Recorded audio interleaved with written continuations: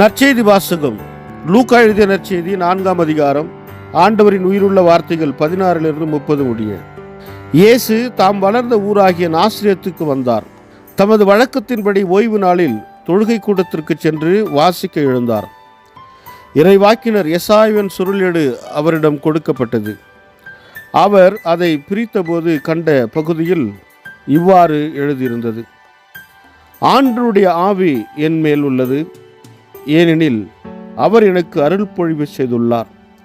ஏழைகளுக்கு நற்செய்தியை அறிவிக்கவும், சிறைப்பட்டோர் விடுதலை அடையவர், பார்வையற்றோர் பார்வை பெறுவர் என முழக்கமிடவும், ஒடுக்கப்பட்டோரை விடுதலை செய்து அனுப்பவும், ஆண்டவர் அருள் தரும் ஆண்டினை முழக்கமிட்டு அறிவிக்கவும் அவர் என்னை அனுப்பியுள்ளார்.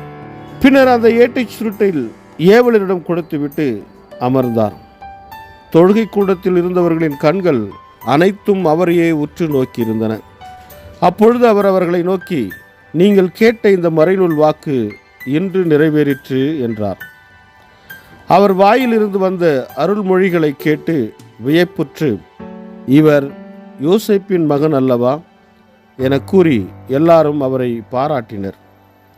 அவர் அவர்களிடம், நீங்கள் என்னிடம் மருத்துவரே, உம்மையே நீர் குணமாக்கிக் கொள்ளும் என்னும் பழமொழியை சொல்லி, கப்பர்நாகூமில் நீர் செய்ததாக நாங்கள் கேள்விப்பட்டவற்றை எல்லாம் உம் சொந்த ஊராகிய இவ்விடத்திலும் செய்யும் என கண்டிப்பாய் கூறுவீர்கள்.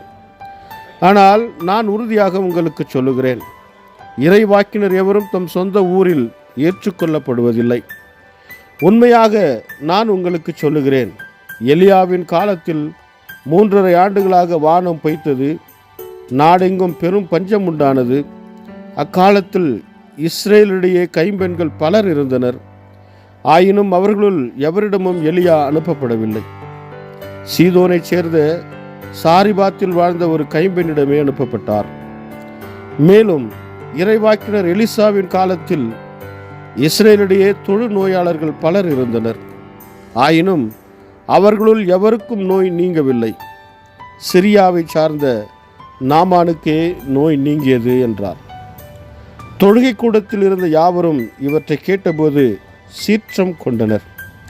அவர்கள் எழுந்து அவரை ஊருக்கு வெளியே துரத்தி அவ்வூரில் அமைந்திருந்த மலை உச்சியிலிருந்து கீழே தள்ளிவிட இழுத்துச் சென்றனர். அவர் அவர்கள் நடுவே நடந்து சென்று அங்கிருந்து போய்விட்டார்.